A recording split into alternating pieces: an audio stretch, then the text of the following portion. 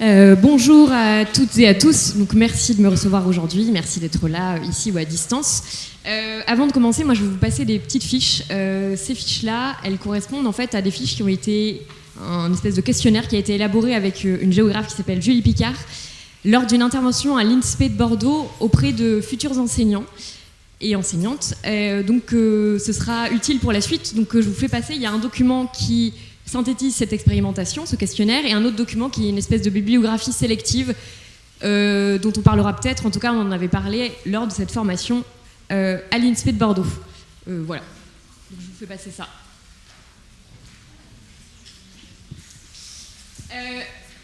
Je pouvais pas commencer cette, intervention en étant assise, puisqu'aujourd'hui j'ai parlé des corps dans l'espace, du rapport au corps pour comprendre l'espace vécu. Il n'y a pas un problème de vibration. Et donc, pour essayer de faire du lien avec ce que Guilhem a présenté, enfin, en tout cas une partie de son propos, autour du non-déterminisme spatial, c'est-à-dire de penser que finalement, changer le mobilier ou changer l'espace d'apprentissage va changer la pédagogie. J'ai une anecdote à vous partager là-dessus. Lors de l'un de mes terrains de thèse, j'ai proposé à 3 enseignants, donc 3 enseignants qui sont entre le CP et le CM2, de faire une séquence de classe, d'abord en classe, comme d'habitude, avec leur modèle spatial et leur modèle pédagogique, et de proposer à nouveau cette séquence de classe dehors, dans la cour de récréation. Alors, il s'avère qu'ici, on est sur une école à Bordeaux qui a la chance de profiter d'un parc immense comme cours de récréation. Donc, ils ont des arbres, des poules, de la végétation. Donc, il y a un rapport au dehors qui est assez riche pour les enfants. Et ce qui est intéressant, juste rapidement de montrer dans cette situation, c'est que sur les 3 enseignants, donc il y a une première enseignante, ce sont des classes doubles, une première enseignante de grande section CP qui a proposé une séquence de phonologie, qui a répliqué exactement de la même manière sa séance de phonologie dans la cour, sans forcément utiliser le support du dehors pour expliciter et verbaliser des choses autour de ce qui se produisait dans l'espace. Une deuxième enseignante en classe de CE1, CE2, avec aussi un modèle frontal en cours, a proposé exactement la même séquence dehors, en expliquant ces 2 enseignantes qu'en fait c'était compliqué pour elles de faire classe dehors, puisque elles ne pouvaient plus avoir le contrôle sur les corps et sur l'espace. Et donc, du coup, elles ont réorganisé la classe dehors en remettant en rang leurs élèves. Et dans cette 3e situation, ce qui est intéressant, c'est que c'est un enseignant en CM1, CM2 qui, lui, a une classe en îlot et donc une pédagogie qui est un peu différenciée des autres enseignantes. Dans le support pédagogique, il a proposé exactement le même support. C'était un exercice de calcul mental, mais il a laissé libre la possibilité aux élèves de se placer et de placer leur corps de la manière dont ils souhaitaient. Alors là, on retrouve quand même le modèle frontal, c'est-à-dire que l'enseignant est devant les élèves à essayer d'expliquer son cours. Mais en tout cas, ce qui est intéressant dans cette première expérimentation, c'est que les corps des élèves se déploient un peu différemment, ils bougent, ils se couchent pour certains, et ça crée un nouveau rapport à l'espace et un nouveau rapport au corps. Alors sur les 3 expérimentations, il y a seulement un enseignant qui finalement, en fonction de sa proposition pédagogique, les élèves ont eu la liberté de s'installer comme ils voulaient, donc il y a eu une espèce de nouvel rapport à l'espace extérieur. Mais ce qui est intéressant de rappeler, c'est que souvent, le triptyque classe qui a souvent été évoqué dans les travaux de Pascal Clerc, donc une classe qui fait classe dans une classe, est souvent répété, même lorsque l'on est dehors. Donc finalement, il faut accompagner les futurs enseignants à exploiter les espaces différemment et les corps différemment pour s'enrichir aussi de ce qui nous entoure dans la classe et en dehors de la classe. Parenthèse fermée, donc je vais revenir sur la présentation aujourd'hui. Donc je vais essayer d'expliquer rapidement le contexte général de ma thèse que je vais présenter le 14 novembre prochain. Ensuite, je reviendrai sur ce qui fait cœur aujourd'hui dans cette présentation. Donc, c'est une expérimentation du coup, qui a été réalisée à l'INSPE de Bordeaux en mars 2025. Et ensuite, j'essaierai de discuter avec vous des premiers constats et des premiers résultats qui ont été faits en rapport avec cette première expérimentation. Par contre, pour qu'on essaye que ce soit vivant, si vous avez des questions, des choses que vous ne comprenez pas, si je parle trop vite, n'hésitez pas à partager des choses pendant mon intervention, évidemment.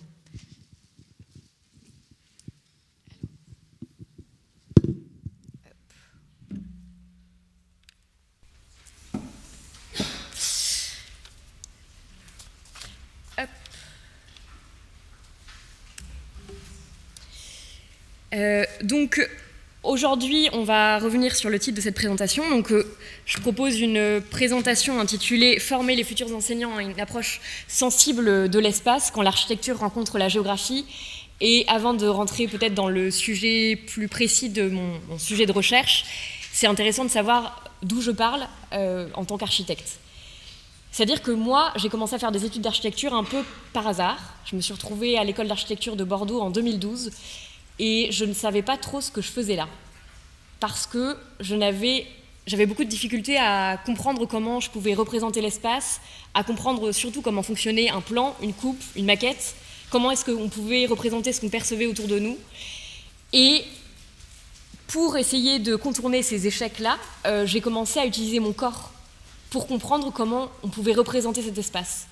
C'est-à-dire que pour commencer à dessiner, j'ai utilisé mes pas pour commencer à mesurer la distance entre les bâtiments. J'ai utilisé mon crayon pour commencer, et mes yeux pour commencer à mesurer les proportions allèges, fenêtres, portes sur les bâtiments qui étaient autour de moi.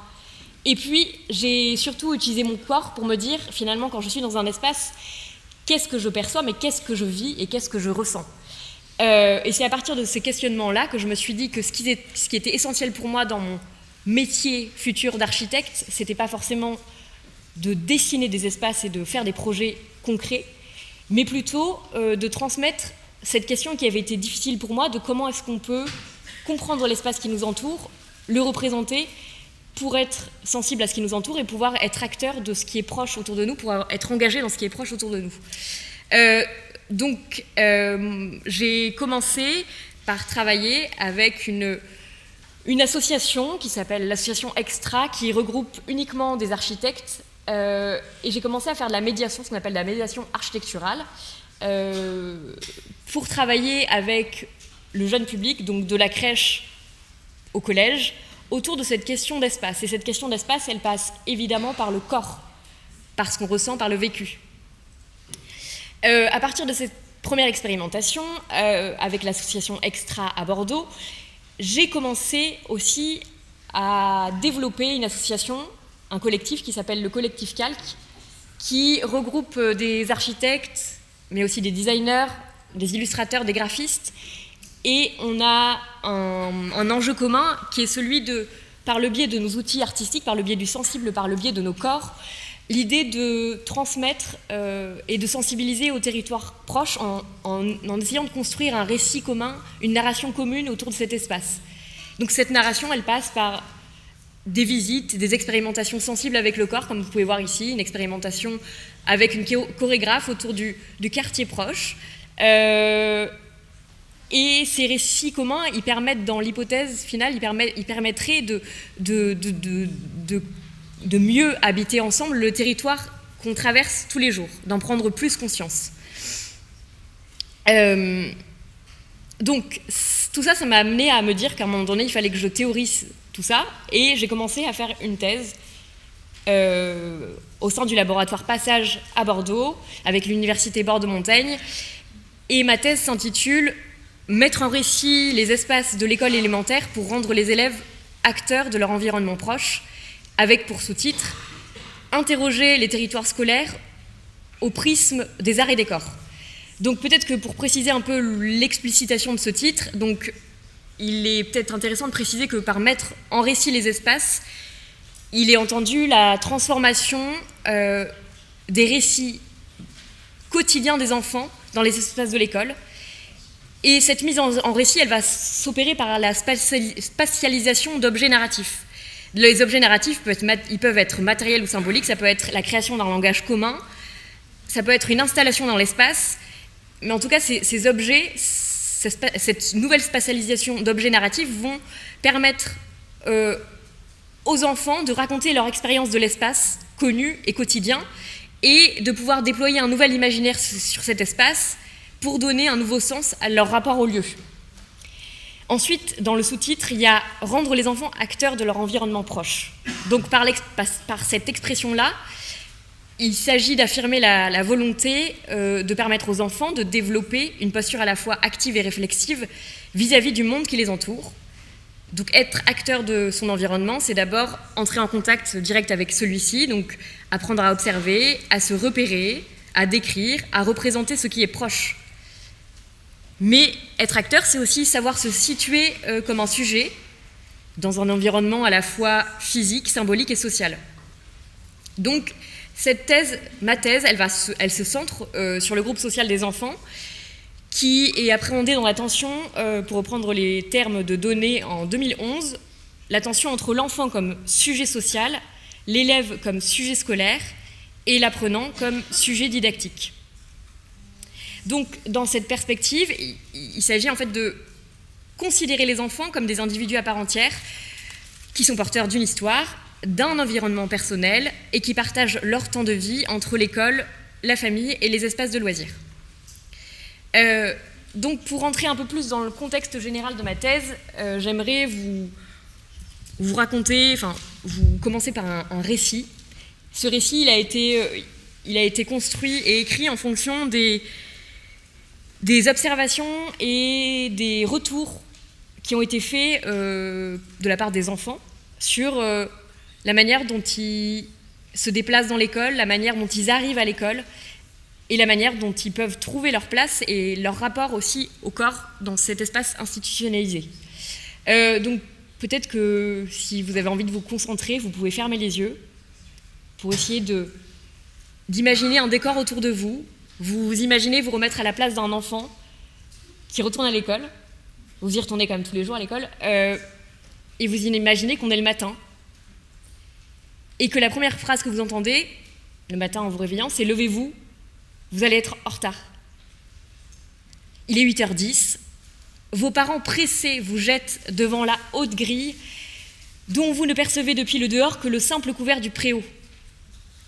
Depuis votre réveil, vous n'avez fait qu'enjamber des seuils, ou plutôt, devrait-on les nommer, des frontières.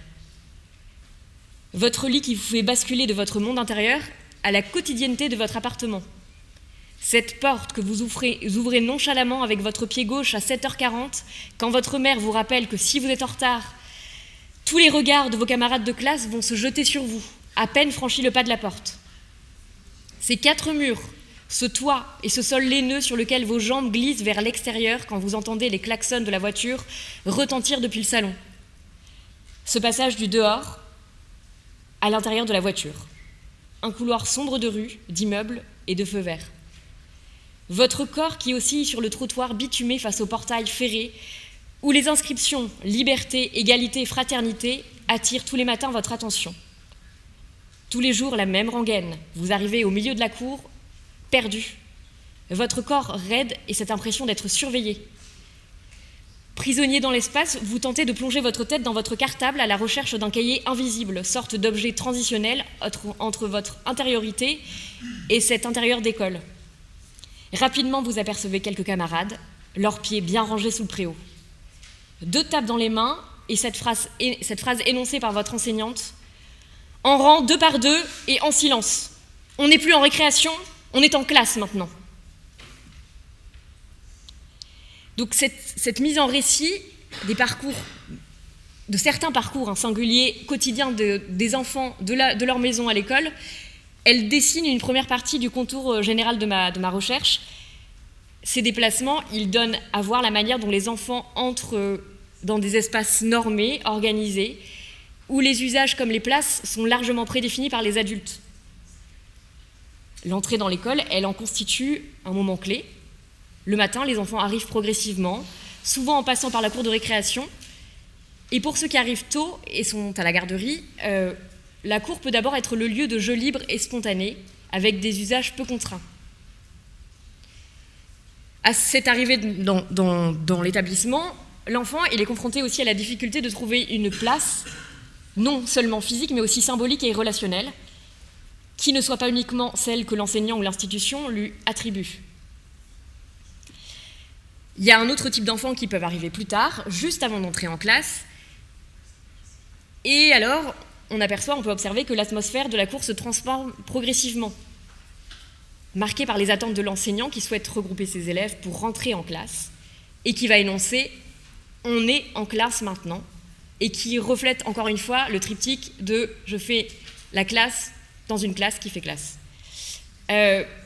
Certains enfants peuvent être déstabilisés par cette transition, donc comme j'ai expliqué, ils peuvent adopter des gestes d'évitement, fouiller dans son cartable, pour se donner une contenance. Et l'enseignant à ce moment-là va rappeler les règles, les invitant à se mettre en rang, reproduisant ainsi les logiques d'organisation contrôlée propres à la salle de classe. Pour autant, ces contraintes spatiales et corporelles n'annulent pas toute capacité d'agir pour les enfants. Les enfants vont développer évidemment des pratiques d'ajustement, souvent discrètes, parfois créatives, pour composer avec les règles et investir les lieux à leur manière. Maintenant, on peut décider de changer ce récit, de le transformer, pour voir ce qui se passe finalement. Qu'est-ce que ça ferait si on changeait les règles quotidiennes ? Est-ce qu'un autre langage est possible ? Est-ce qu'un autre espace est possible ? Donc si on imagine maintenant que ce début de journée à l'école se part d'une autre dimension, et que pour la commencer, on mesure avec notre corps la taille de notre chambre, de notre rue, de notre cour, combien de pas est-il possible de faire ? Si on imagine que ce parcours entre la maison et l'école est ponctué d'étranges formes colorées qui nous incitent, comme sur cette image par exemple, à regarder au-dessus, en dessous, sur les côtés, à observer autrement notre territoire quotidien. Qu'est-ce qu'on va sentir, qu'est-ce qu'on va vivre de nouveau ? Quelles sensations vont nous traverser ?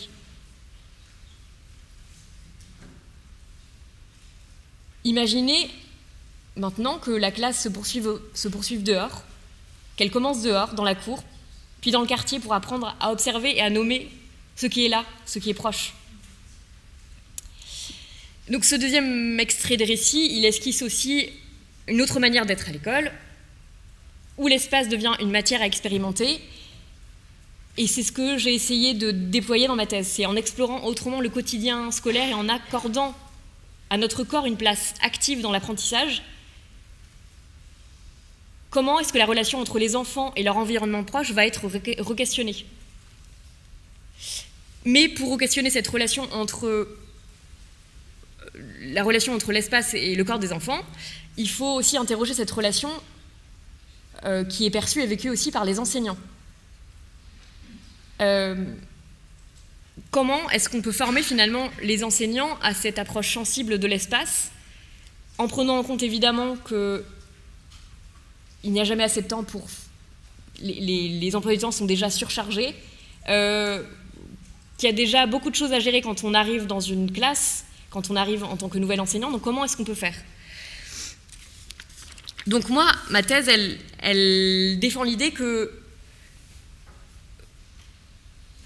en tout cas, elle s'intéresse à la question centrale qui est de comment est-ce qu'on peut passer d'un espace scolaire subi à un espace réellement habité par les élèves, qui va être porteur d'apprentissage et d'expérience. Donc pour ça, j'ai décidé, moi, et c'est ce que je vais vous présenter aujourd'hui, d'explorer une éducation à l'espace en mobilisant des pratiques peu usuelles à l'école, des pratiques qui passent par le corps, par le sensible, par des démarches artistiques. Et toute cette réflexion m'a conduit à interroger les rapports entre la géographie et l'architecture et à plaider du coup pour un rapport fécond entre ces deux champs qui partagent des choses communes, des notions communes et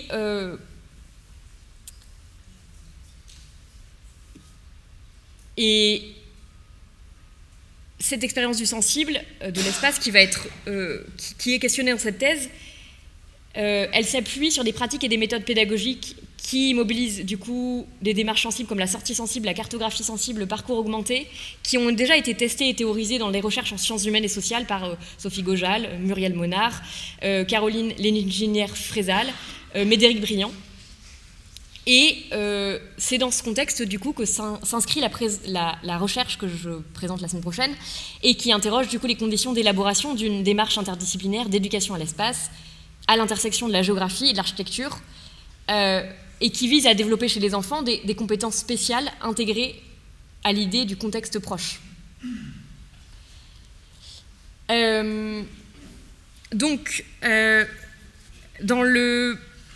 Entre la géographie et l'architecture, il y a des questions qui sont communes autour de notions fortes.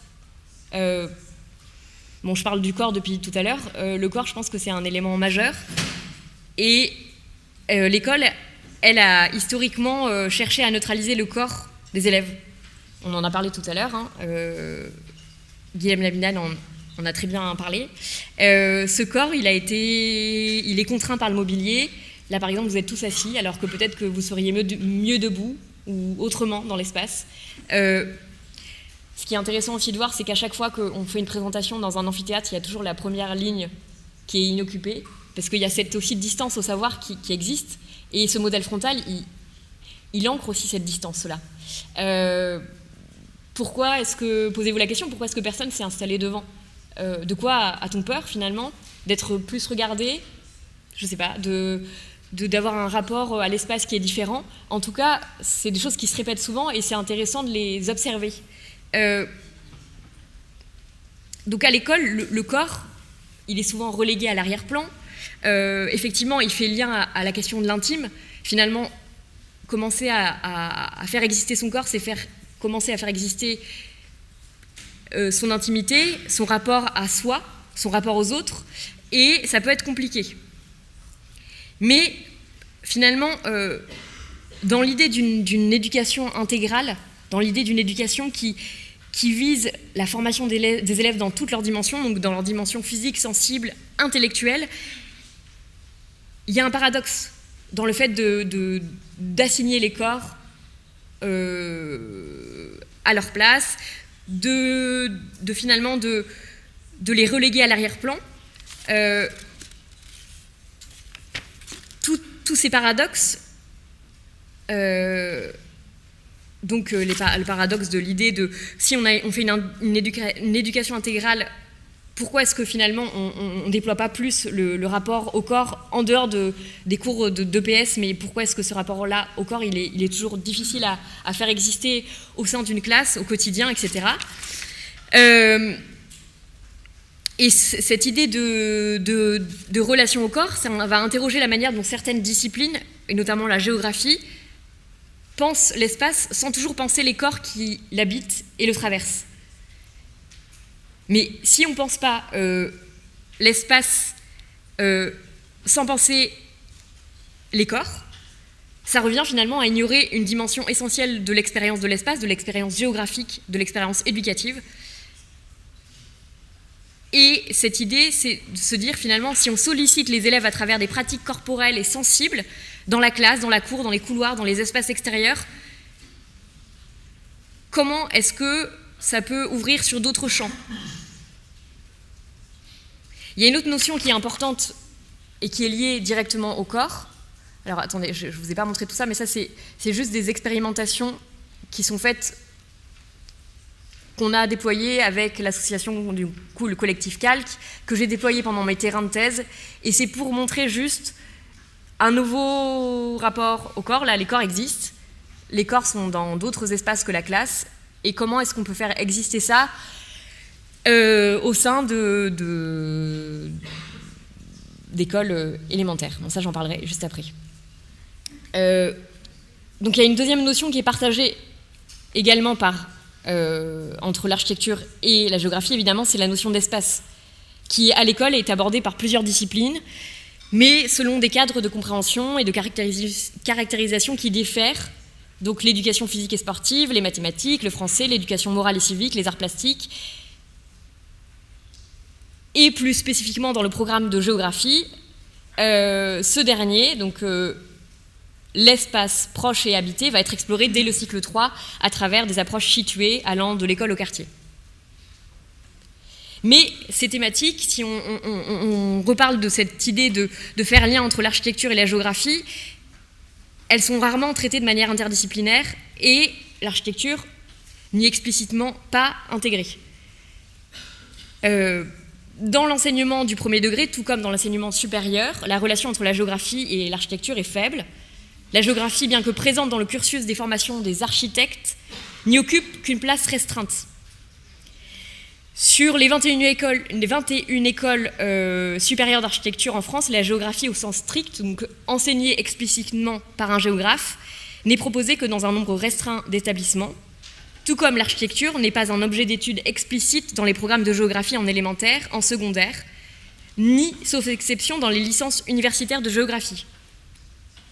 Alors que ces deux disciplines, elles partagent une attention commune à la spatialité et même si elles relèvent d'univers académiques et professionnels distincts, l'évolution de ces deux disciplines, elle tendent vers se poser la question de comment est-ce que finalement on peut intégrer l'idée du vécu, l'idée du corps et l'idée de l'expérience sensible pour parler de nos habiletés, pour parler de nos appropriations et pour trouver notre place au sein de notre territoire proche.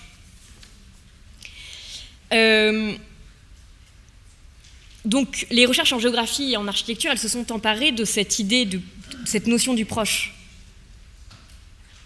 Il y a eu des méthodologies de recherche qui se sont déployées donc, en géographie et en architecture pour mettre en action l'enfant sur et avec son espace. Donc je le disais tout à l'heure, il y a plusieurs propositions récentes, donc comme Sophie Gojal, Caroline Lenginière-Frézal, Sylvie Joublot-Ferré, qui sont des géographes et qui s'inscrivent dans cette dynamique pour engager les enfants dans l'apprentissage de leur environnement proche par l'expérience du sensible.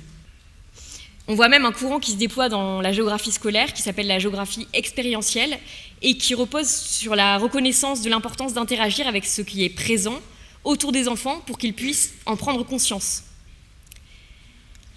Je cite une phrase de Caroline Lenginière-Frézal de 2020 qui dit que la géographie expérientielle permet aux élèves de penser l'espace, de se penser dans l'espace et de faire le lien entre leur pratique spatiale et le cours de géographie.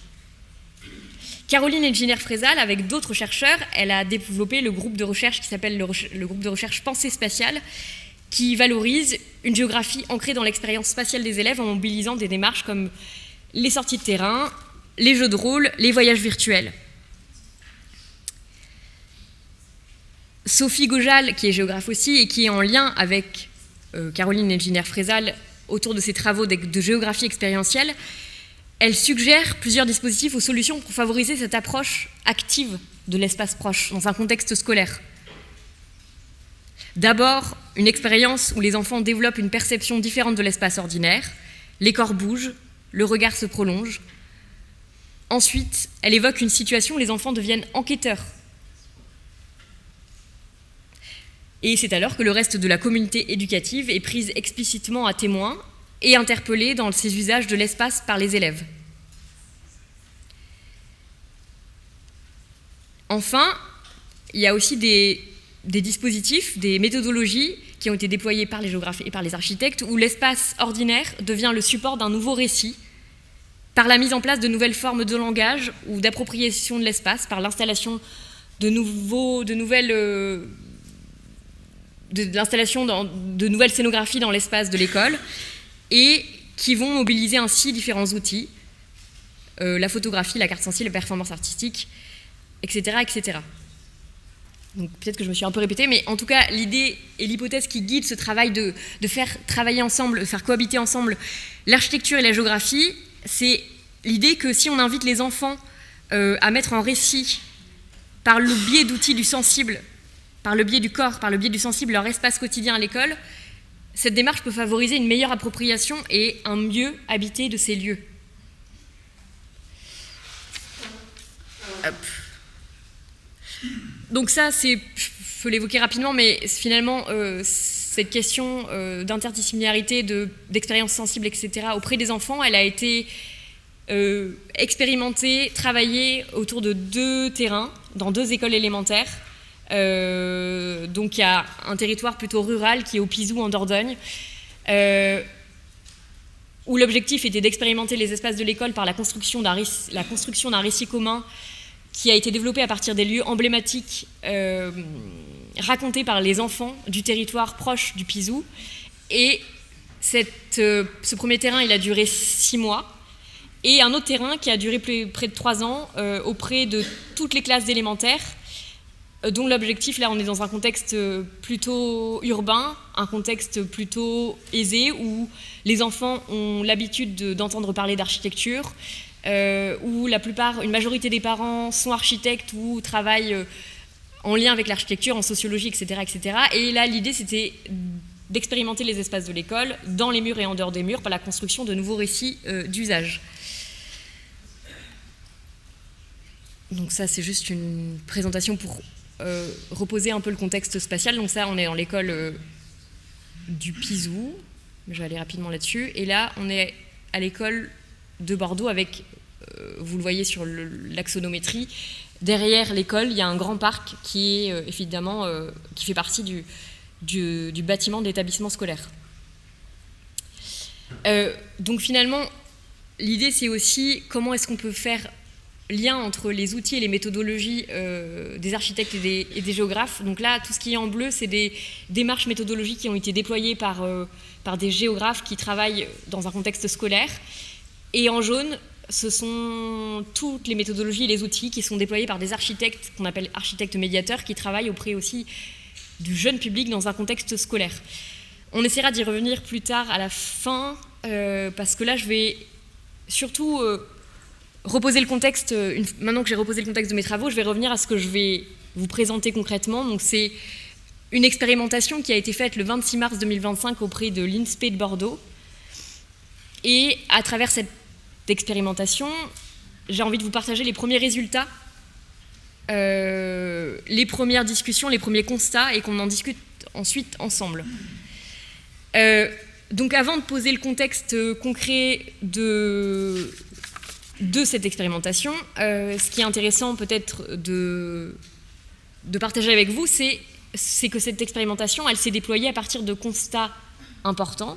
On pourra en débattre ensemble après.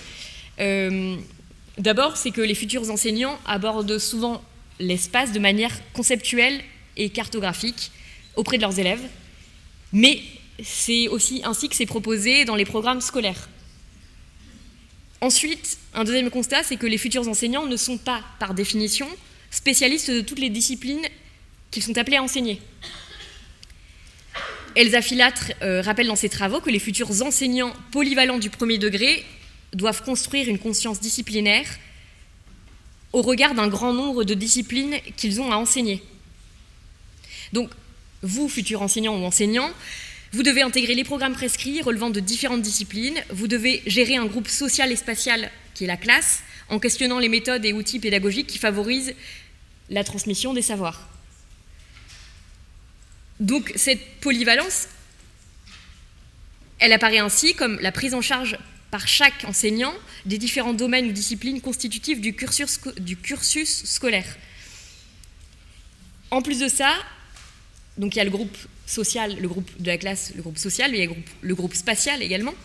Vous devez vous approprier un espace physique, souvent une salle de classe d'une surface de 40 mètres carrés, de forme rectangulaire, configurée par des tables, des chaises, adaptées ou non à la taille des enfants, d'un bureau d'adulte, d'un tableau, d'un vidéoprojecteur et d'espaces de rangement quand vous avez de la chance. Donc, vous devez vous adapter à tout ça. Finalement, c'est se dire que consolider le rôle de l'enseignant ou le futur enseignant dans l'accompagnement des enfants à l'espace, à l'apprentissage de l'espace par le sensible, c'est construire aussi un binôme chercheur, médiateur et enseignant. Et cet équilibre entre les deux, il va fonctionner qu'à condition que chacun et chacune tienne compte des compétences de l'autre et accepte aussi que les rôles et les places de chacun se négocient et s'adaptent en fonction du contexte, évidemment.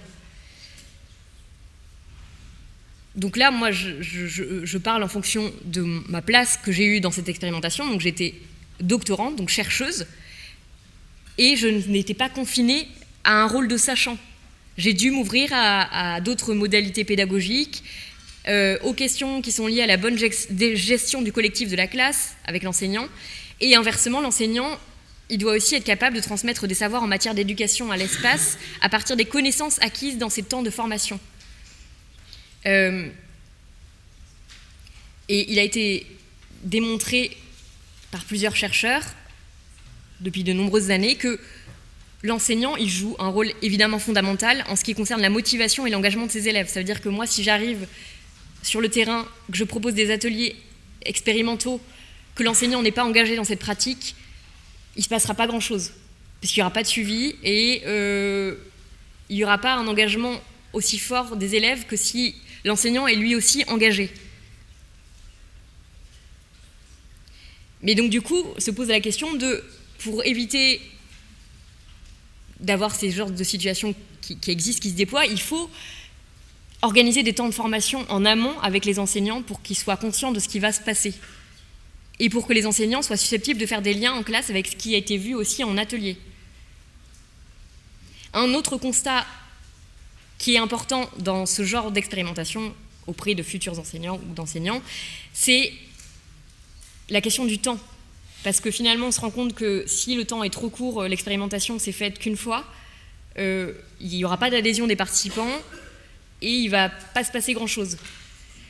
Enfin, peut-être que c'est important aussi d'avoir un support visuel concret, comme celui-ci, qui permet aux participants de se repérer à partir d'un élément familier, donc ça peut être un plan, des photos, une carte, et qui va servir de point de départ à une expérimentation.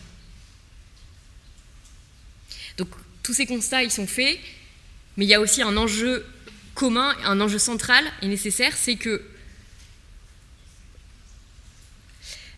il y a une nécessité à former les enfants à devenir des citoyens capables de s'adapter à un environnement en mouvement, mais il y a une difficulté à compenser la place encore marginale accordée à l'éducation à l'espace dans le parcours scolaire. Je parle d'éducation à l'espace, l'éducation sensible en rapport à notre vécu, à nos corps, à la dimension plus sensible.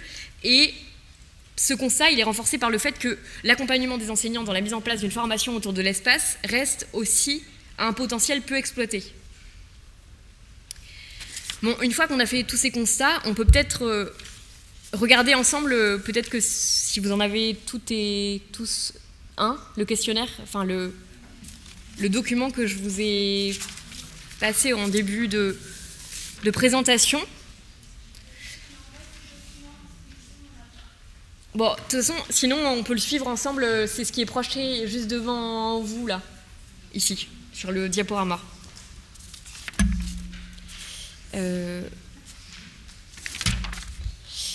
Donc pour revenir un peu sur le contexte, donc c'est une séquence, je présente aujourd'hui une séance spécifique qui a été consacrée du coup à l'idée de déployer chez les enseignants des expérimentations sensibles qui ont été faites dans la cour de l'INSPE, puis après il y a eu un retour en classe. Il y a eu 11 participants et cette expérimentation, elle se situe dans le cadre de l'enseignement savoir exercer la polyvalence dans l'enseignement de l'histoire-géographie autour de l'enseignement des 39 heures de TD. Et cette proposition de séquence, elle a été réalisée en collaboration avec Julie Picard, qui est géographe, qui est maîtresse de conférences à l'INSPE de Bordeaux et qui développe depuis plusieurs années des projets de recherche en éducation centrés sur la formation des futurs enseignants au terrain et sur l'enseignement hors les murs. Et elle mobilise également les œuvres de fiction pour enseigner la géographie et sensibiliser au développement durable. Donc, l'un des enjeux, c'était de savoir comment est-ce qu'on allait travailler ensemble déjà, qu'est-ce qui permettait d'enrichir notre collaboration, comment est-ce qu'on allait s'y prendre. Et l'objectif aussi, c'était surtout d'analyser comment l'introduction de dispositifs interdisciplinaires et sensibles, qui mobilisent le corps, les perceptions, l'expérience vécue, pouvait transformer le rapport des participants à l'espace proche. Donc l'hypothèse défendue ici, c'est que ces démarches qui croisent l'architecture et la géographie permettent non seulement de diversifier les représentations de l'espace, mais aussi de constituer des outils pédagogiques transférables dans les programmes en géographie. Et pourquoi pas aussi transférables dans la formation des futurs architectes dans les écoles nationales supérieures d'architecture. Donc si on reprend le document que vous avez sous les yeux, l'expérimentation, elle a été faite sur une matinée et elle a été faite autour de 3 dispositifs. L'idée, c'est de trianguler un peu entre ces 3 dispositifs pour voir ce qui ressort de tout ça par la suite. Donc, les 3 dispositifs, c'était le parcours commenté, le parcours augmenté, le parcours iconographique et de voir comment est-ce que ces 3 dispositifs ils peuvent accompagner les futurs enseignants dans une meilleure compréhension de ce qui est proche, ce qui est quotidien. Le deuxième enjeu, c'est de savoir aussi dans quelle mesure la mobilisation des sens et des ressentis à travers des expériences sensibles facilite la capacité des participants à se situer, à exprimer leur rapport à l'espace et à en construire une représentation. Donc il y a eu tout un travail à la fin en étape 3 autour d'une carte mentale qui était la synthèse de tous les parcours que les participants avaient effectués en amont. Et on fait aussi l'hypothèse ici que ces mêmes dispositifs sensibles peuvent constituer pour les enseignants, les futurs enseignants, des outils pédagogiques pertinents pour aborder l'espace autrement, en géographie, en EMC, en mathématiques, avec leurs élèves. Donc, je reprends la feuille, il y a eu 4 temps distincts. Donc, un premier temps dans une première zone qui est mêlé à la fois le parcours augmenté et le parcours commenté, avec des expérimentations à réaliser à 2 ou par groupe, et avec des questions aussi posées autour des ressentis et des émotions dans l'espace. Excusez-moi. Oui. Qu'est-ce que vous appelez le parcours augmenté? Alors, le parcours augmenté, c'est un dispositif qui a été développé il y a quelques années déjà par des chercheurs, et l'idée c'est de se promener dans un espace qu'on connaît déjà et de le faire avec des sens qui sont plus ou moins mis en avant. C'est-à-dire que là, par exemple, dans l'exercice, il y avait l'idée d'un guideur et d'un guidé, et de se dire qu'il y a un guideur qui va accompagner le guidé par la main et le guidé qui va fermer les yeux et qui va essayer de voir ce qui se passe quand il fait cet exercice en fermant les yeux. Est-ce qu'il y a un sens qui est plus sollicité qu'un autre? Est-ce qu'il y a une émotion qui est plus présente? Est-ce qu'il y a un ressenti qui est différent et pourquoi? Ça peut se faire aussi en se mettant pieds nus, c'est-à-dire qu'on se déchausse et on voit ce qui se passe quand on a le toucher qui est plus déployé, plus augmenté.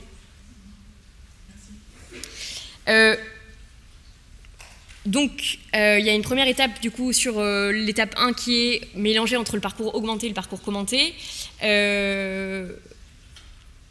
Voilà. Et le temps 2, donc sur la deuxième partie, c'est de mélanger le parcours iconographique et le parcours commenté. Donc, c'est de commencer par le parcours commenté, c'est-à-dire que là, l'idée, c'est de commenter ce qu'on voit autour de nous, ce qui nous semble emblématique, ce qui nous semble important, pourquoi, ce qui nous attire, ce qui nous perturbe. Et là, dans cette séquence, l'idée, c'était de le faire seul, donc avec un téléphone, pour s'enregistrer et pour décrire à l'oral ce qu'on voit, ce qu'on observe et ce qu'on ressent.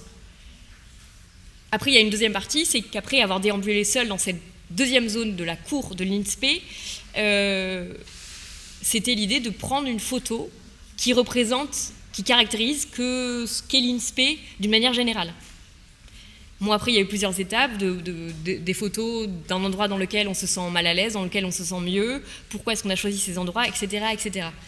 Un troisième temps, qui là s'est déroulé dans la salle de classe, avec l'outil de la carte mentale. Donc, là, l'idée, c'était que à partir de ces parcours commentés, parcours augmentés, parcours iconographiques, il y a eu des observations qui ont été faites, des ressentis, des émotions qui ont été déployées, un rapport au corps qui est différent. Et finalement, qu'est-ce que ça a pu transformer ou déployer dans la représentation mentale de ce que les futurs enseignants se font de l'INSPE. Donc, au niveau de la carte mentale, donc la représentation, ça a été un exercice un peu difficile de le faire, parce que l'idée de la carte mentale, c'est de faire cet exercice sans les données, sans les photos, sans les données qui ont été récoltées en amont. L'idée, c'est de faire juste avec ses souvenirs ce qui vient de se passer, qu'est-ce que finalement, on se souvient de quoi, qu'est-ce qui a été marquant, et qu'est-ce qu'on peut représenter. Donc, les participantes, elles ont finalement... bon, attendez, je vais vous faire défiler les photos de ce qui s'est produit. Donc ça, c'est le parcours augmenté.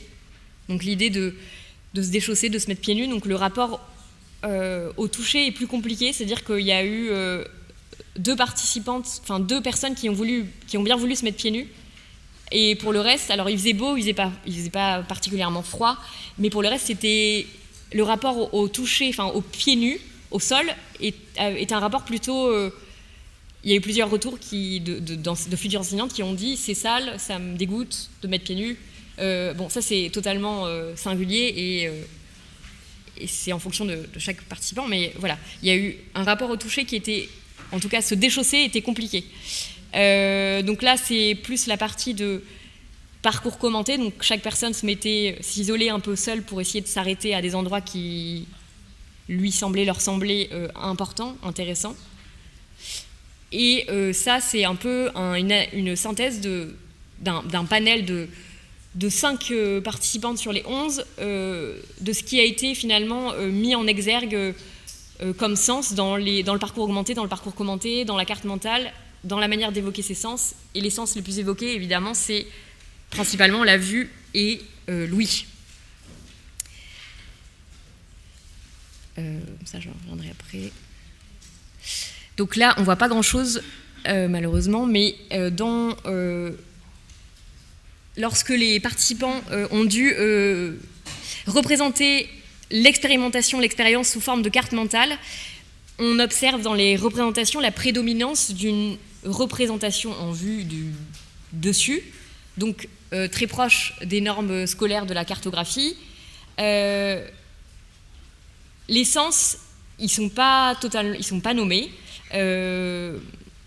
mais on peut supposer que 2 d'entre eux ont indirectement influencé la représentation de cette carte, donc le toucher à travers la représentation de textures pour certaines, est-ce qu'on va les voir là? Je ne pense pas, et la vue naturellement mobilisée dans toute tentative de représentation. Donc, hop, je vais rester là-dessus. Il y a aussi une difficulté, il y avait une difficulté pour les futures enseignantes à ne pas avoir de modèle de ce que doit être une carte mentale et à se dire je ne sais pas dessiner, je ne sais pas ce qu'il faut représenter. Donc de ces différents constats découlent plusieurs hypothèses. D'abord une injonction implicite à l'objectivité, c'est-à-dire que dans un contexte éducatif, avec des références implicites au programme scolaire, en géographie scolaire, les participantes semblent s'être conformées à une représentation dite objective, qui doit être structurée, doit être bien dessinée, doit être définie en zone, doit être légendée, pour être compréhensible par toutes et tous. On aperçoit aussi que dans les représentations, il y a quasiment pour toutes les représentations l'absence quasi totale de représentation du vivant. Du vivant, c'est-à-dire surtout du vivant humain, c'est-à-dire qu'aucune d'entre elles ne s'est représentée, elle, dans cette carte mentale, ni n'a représenté les autres participants qui ont fait partie de cette expérimentation. Donc il n'y a pas de corps qui est évoqué. Il y a un rapport au corps qui est mis à distance.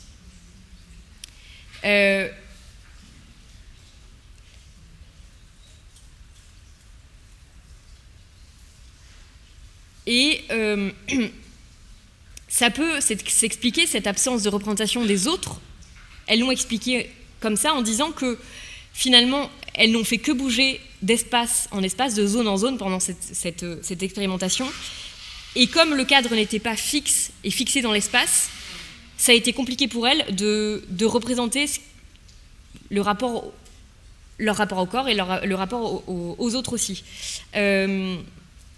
Après, dans les contraintes qui ont été mises en place, c'est-à-dire qu'elles n'avaient que 30 minutes pour réaliser la carte, et donc on peut aussi supposer que les participants ont privilégié l'efficacité à l'expressivité des sens. Et après, je le rappelle, il y a aussi certaines qui ont pu être freinées par un regard intériorisé de sur leur capacité à bien dessiner, préférant éviter de représenter des corps, de représenter les autres et de représenter l'espace depuis soi. Globalement, dans le questionnaire qui a été distribué au départ, donc je reviens là-dessus,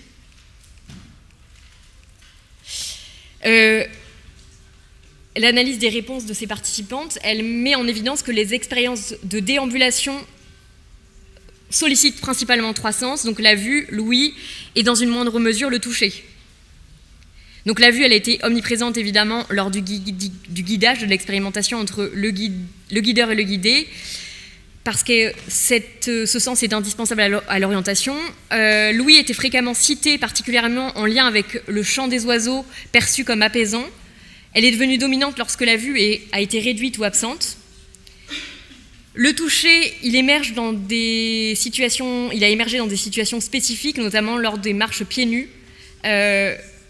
Et ça a provoqué des ressentis différenciés, variés. Donc il y a eu de la curiosité, de l'inconfort, de la fraîcheur, de l'humidité. Ce sont les termes qui ont été employés par les participants. Et les ressentis les plus fréquents ont été, quand les participants se trouvaient dehors, ont été le calme et la relaxation.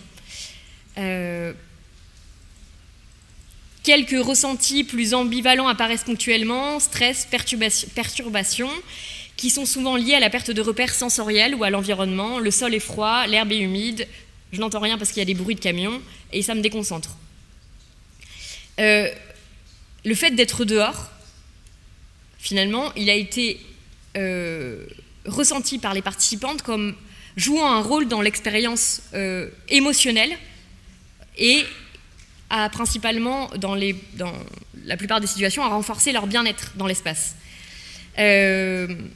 Cette expérimentation, elle est en train d'être reproduite avec d'autres élèves de l'INSPE en Master aussi 2.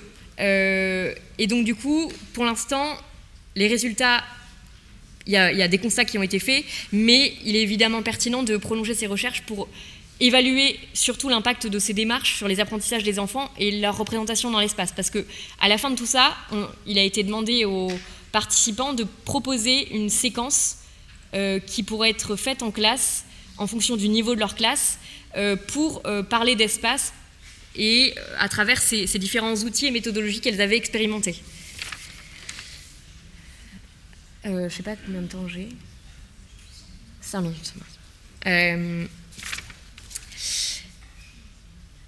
Donc finalement, pour conclure, accompagner les enseignants, les futurs enseignants, c'est essentiel au bon fonctionnement et à la concrétisation d'une éducation à l'espace en école élémentaire. Il y a plusieurs entrées pour comprendre que le cadre de vie, le proche n'est pas figé, qu'il évolue et soulève des questions liées à l'intime. Pourquoi j'aime cet espace? Pourquoi je m'y sens bien? Pourquoi j'ai envie d'en prendre soin? Il est donc fondamental de former les futurs enseignants pour qu'ils aident à leur tour les futures générations à mieux maîtriser leur relation à l'espace et à mieux comprendre les enjeux qui lui sont associés. Les temps partagés avec les enseignants ou futurs enseignants peuvent se décliner de plusieurs façons, à travers des modules intégrés aux maquettes de formation au sein des INSPE, via des sessions consacrées aux méthodes de recherche ancrées dans l'expérience sensible de l'espace. Ils peuvent prendre la forme de balades sensibles, de parcours augmentés, accompagnés d'outils comme la carte, la photographie, le son, la maquette et le corps. Ces dispositifs peuvent également être pensés en lien avec le rectorat. Bien que le cadrage actuel de la formation des enseignants tende à restreindre les marges de manœuvre en recentrant les contenus sur le français, les mathématiques, les valeurs de la République. Par exemple, sur 238 heures d'enseignement au semestre 1, là je parle de l'INSPE à Bordeaux, en Master 1, premier degré, 40 heures sont consacrées à l'unité enseigner le français, 40 heures sont consacrées à l'unité enseigner les mathématiques. Au semestre 2, on retrouve le même temps consacré au français et aux mathématiques pour un enseignement global de 236 heures.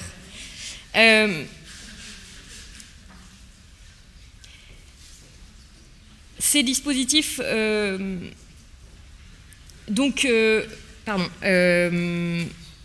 il serait réducteur d'y voir du coup une incompatibilité de travailler en interdisciplinarité. Une pédagogie de projet ancrée dans l'exploration de l'espace par le sensible et le faire peut au contraire constituer un levier fort pour croiser des priorités et redonner sens aux apprentissages interdisciplinaires. Donc l'expérimentation qui vient d'être présentée croise plusieurs disciplines, la géographie, ça peut aussi mettre en en route des séquences d'EPS, d'EMC, de français et d'art.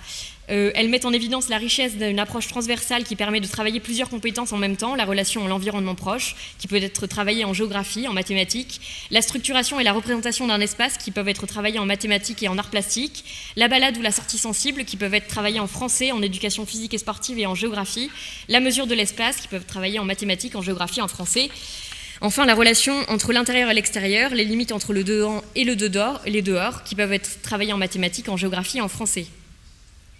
Donc faire place au corps dans l'enseignement de l'espace, ça peut être compliqué, mais ça permet aussi peut-être d'ouvrir une voie vers une éducation émancipatrice, attentive aux mobilités et aux rapports de pouvoir inscrits dans l'espace scolaire.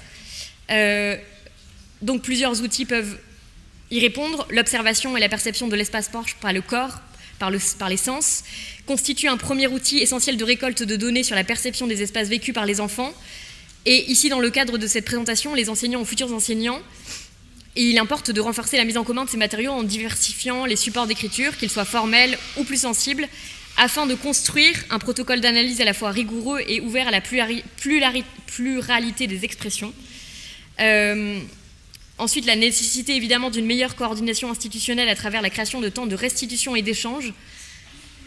Il faut pour cela recentrer le cadre théorique et renforcer la relation entre la géographie expérientielle déployée par certains géographes dans le contexte scolaire et la discipline de l'architecture, l'atelier de projet enseigné dans les écoles d'architecture, les écoles nationales d'architecture comme point de convergence. C'est-à-dire aussi valoriser les pratiques d'enseignants dans les écoles d'architecture qui se posent la question de l'importance de l'expérience du proche dans l'apprentissage de l'espace. On peut parler de l'école du terrain qui a été déployée depuis plusieurs années par la chercheuse Théa Manola et la chercheuse Roberta Gelli. On peut parler de l'expérimentation du lab avec les écoles nationales supérieures d'architecture de Nancy et de Strasbourg, qui permettent finalement de déployer des apprentissages de l'espace en se libérant des limites imposées par le seul usage des outils de représentation codifiés et normatives et d'explorer davantage des démarches plus sensibles.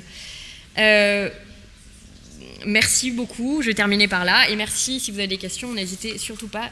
Merci.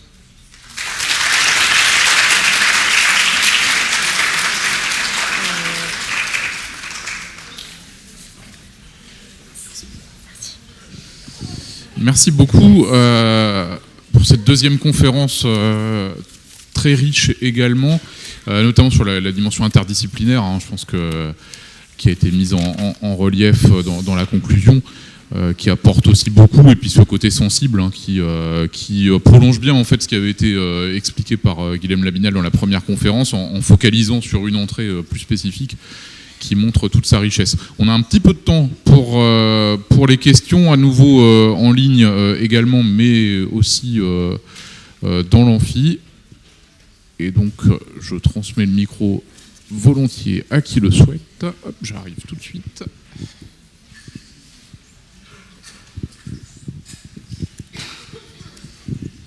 Bonjour, merci pour votre intervention. J'avais une question, je suis là. J'avais une question, vous parlez beaucoup du corps et donc de l'espace, et je me demandais si vous étiez posé la question en lien avec le programme EVARS, parce qu'on retrouve en fait ces questions-là. Alors, merci pour votre question. Donc, je n'ai pas la bonne réponse puisque je ne connais pas ce programme.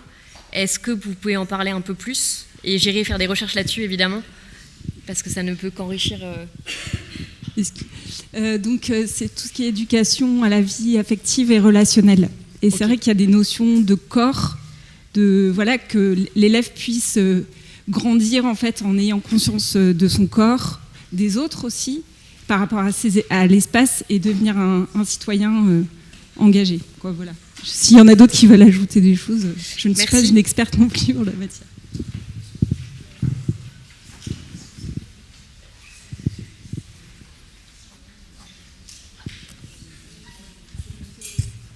Bonjour, c'est juste pour... parce que moi je pensais à une autre réflexion sur les toilettes scolaires.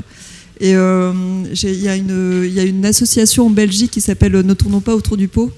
Et on avait assisté à une journée, à un colloque vraiment là-dessus, de la maternelle au lycée, peut-être même université. Et j'ai acheté leur petit bouquin sur améliorer les toilettes scolaires à l'école. Et dès le démarrage, ils parlent de ce rapport au corps qui en maternelle est assez présent parce que les enfants ne sont pas encore propres et tout ça.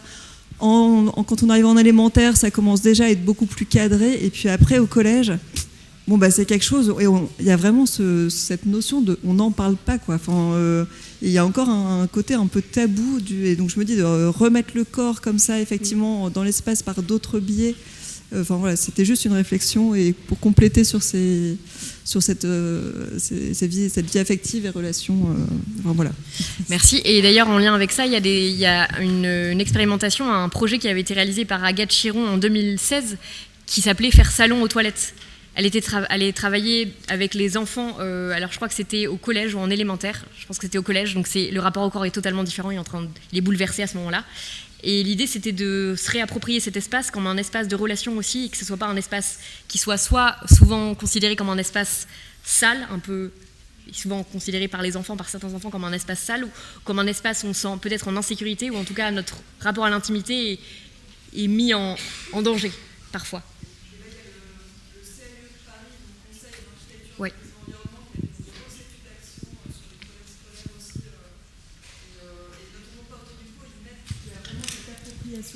Et Ne tournons pas autour du pot, il y a aussi vraiment, ils font participer les enfants, les élèves dans la réappropriation de ces lieux-là, les reconfigurer, les décorer, tout ça. Donc, bon, bref. Voilà.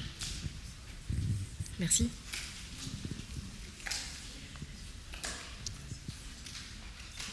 Est-ce qu'il y a une autre question ou est-ce que vous faites l'expérience sensible de la fin qui croise aussi un peu tout ça ? Ah oui, et je vous invite si vous avez le temps évidemment, à essayer de réaliser ce qui est mis dans le questionnaire pour voir ce que ça produit aussi pour vous dans votre rapport à l'espace. Si vous avez du temps à un moment donné, ce serait peut-être intéressant de le faire. Merci beaucoup. Alors c'était vraiment très très dense et du coup, je vous avoue que parfois j'écoutais, je prenais des notes, enfin voilà, donc j'ai pris parfois des bribes et puis j'avais tendance aussi à vous écouter un peu avec mon prisme. Alors je m'excuse si du coup ma question est peut-être un petit peu à côté, mais je vois très bien des élèves de conseil de vie collégienne ou lycéenne par exemple s'approprier le parcours que vous proposez là pour réfléchir à la manière dont ils pourraient eux-mêmes améliorer le cadre de vie de leur établissement. Donc si vous permettez, je vais m'en servir. Et voilà, je voulais vous poser, c'est une question toute bête, mais la carte mentale, là vous proposez des dessins, mais qui sont des dessins qui sont le résultat de l'expérience. Oui. Est-ce qu'on peut imaginer derrière une deuxième étape qui sera un dessin, qui serait le produit par exemple de la vision idéale de l'élève, à partir du dessin initial? Alors ça a été fait pendant plusieurs années par les CAE d'ailleurs, de quelle est ton école rêvée. Et finalement, si ces exercices-là, ils ne sont pas cadrés à un moment donné avec un enjeu derrière, avec une question bien précise, on se retrouve souvent avec des enfants qui vont mettre des dromadaires dans l'école, avec une piscine à bulles, des bonbons, et ouais. En fait, on n'en tire pas grand-chose de ça. Moi, j'ai un enjeu d'amélioration concrète du cadre de vie scolaire. Hein. Donc, ce qui est intéressant, c'est d'avoir un récit commun autour de ces espaces quotidiens, de développer l'imaginaire, évidemment que c'est intéressant, mais en ayant un enjeu derrière précis. Okay. Sans se dire on va dessiner l'école idéale parce que l'école idéale n'existe pas déjà, ouais. Et que finalement si on donne ça comme consigne aux enfants, ouais, c'est très réduit, oui. On se retrouve avec les mêmes réponses quoi. Okay. D'accord.